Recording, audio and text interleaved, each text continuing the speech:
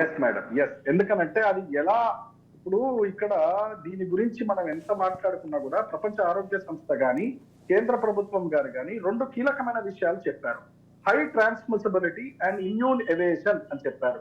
ఈ రెండు ఎట్లాంటి మాటలు అంటే రెండు గుణపాలు లాంటివి. అంటే ఇప్పటి వరకు ఒమిక్రాన్ వరకు చూసుకున్నట్టయితే కోవిడ్ 2.86 వర్షన్ ఏదైతే వచ్చిందో మ్యూటేషన్ లో, దాని తర్వాత ఉద్భవించిన JN.1 లో ఈ రెండు గుణాలు ఉన్నాయి. ఏమిటి? High transmissibility and immune evasion. అంటే ఏమిటి అంటే వెరీ ఫాస్ట్ స్ప్రెడింగ్.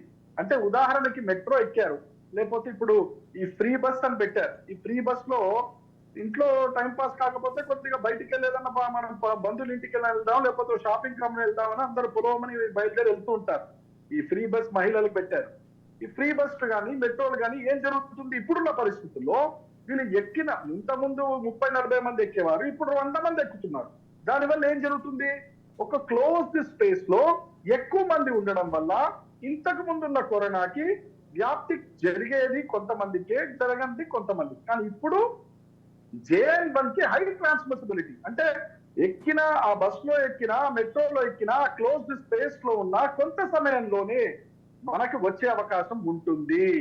దాని అర్థం హై ట్రాన్స్మిసిబిలిటీ. ఎవేషన్ అంటే ఏమిటి? నేను వ్యాక్సిన్ తీసుకున్నాను, నాకేం కాదు, ఇది ఒక అపోహ ఉన్నది, నాకు ఏదైనా సరే ఇంకా రాదు అని. ఈ మధ్యనే చూసా, ఒక కుర్రాడు కొత్తగా మ్యారేజ్ అయ్యి గోవాకు పోయినాడు. అక్కడి నుంచి ఫోన్ చేసినాడు, నాకు పాజిటివ్ వచ్చింది సార్, నన్ను ఏం చేయమంటారు? ఈ అబ్బాయికి పాజిటివ్ రావడం ఇది 4వ సారి. ఇక్కడ మేము ఏం చెప్తున్నామంటే వ్యాక్సిన్ ఇన్నిసార్లు 3 సార్లు పుచ్చుకున్నా ఆయనకు ఎందుకు వచ్చింది? Immune evasion. అంటే మీరు ఇమ్యూనిటీ కోసము, లేదంటే మీరు వ్యాక్సిన్ తీసుకున్న తర్వాత ఏదైతే గట్టిగా ఉంటాము, కరోనా రాదు అనేదైతే భావన ఉందో దాన్ని తప్పించుకుంటూ మళ్ళీ శరీరంలో ప్రవేశించి దెబ్బతీసే శక్తి దీనికి ఉంది అని డంకాలో గురించి చెప్తున్నారు. ఓకే, అలాగే అంటే కొత్తగా వచ్చే కరోనాకి కంపల్సరీ దీనికి కూడా సపరేట్ వ్యాక్సిన్ ఉంటుందా?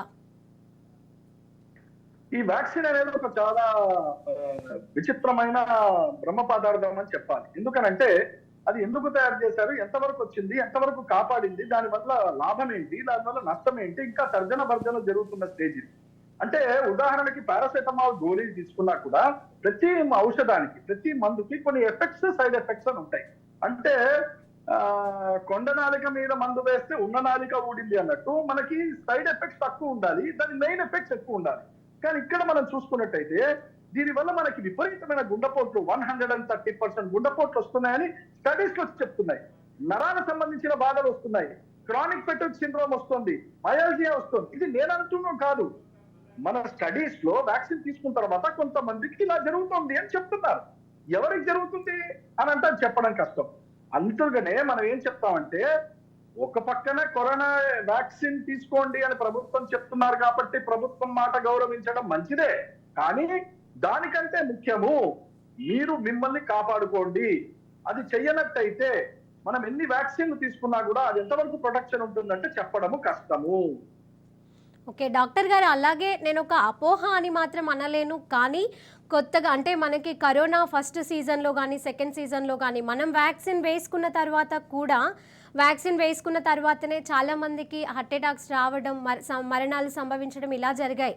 దానికి కారణం ఏంటంటే మనం కరోనా వ్యాక్సిన్ తీసుకున్నాం కదా, సో దీనివల్ల మనకు సైడ్ ఎఫెక్ట్ కారణంగానే హార్ట్ అటాక్స్తో మరణాలు సంభవిస్తున్నాయని కూడా జనాలలో అది అపోహనే అంటారా? అది ఎంతవరకు నిజం అంటారు? అమ్మా ఇది అపోహ కాదమ్మా. ఇది మీరు ఏదైతే ప్రశ్న నన్ను అడిగారో, కరోనా వ్యాక్సిన్ వల్ల గుండెపోట్లు వస్తున్నాయి అనే మాట మీరు నన్ను అడిగారు.